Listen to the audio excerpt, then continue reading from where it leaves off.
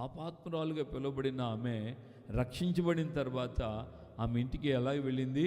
సంతోషంగా వెళ్ళింది. యేసయ్య పరిశుని ఇంట ఉన్నాడని తెలుసుకున్నటువంటి ఆ యొక్క పాపాత్మురాలు ఆయన పాదాల దగ్గరికి వెళ్ళి కన్నీళ్లు కాంచి కన్నీళ్లతో ఆయన పాదాలు తడిపి తన తల వెంట్రుకలతో పాదాలను తుడిచి విడవక పాదాలు ముద్దు పెట్టుకుంటూ తాను తెచ్చిన అత్తరిని ఆ పాదాలకు పూసింది కదా. అప్పుడు ప్రభువు ఆమెను గురించి ఏమన్నాడు? ఈమె విస్తారంగా నన్ను ప్రేమించింది కనుక ఈమె విస్తారమైన పాపం నేను క్షమించాను.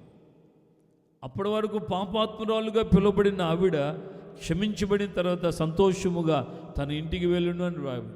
హల్లెలూయా. రక్షణ ఆనందం కుటుంబంలో నెమ్మది సంతోషాన్ని పుట్టిస్తుంది. రక్షణ ఆనందం పోగొట్టుకుంటే కుటుంబంలో వేదన, దుఃఖం, కన్నీళ్ళు, భయంకరమైనటువంటి పరిస్థితులు తలకిందులైపోయే పరిస్థితి.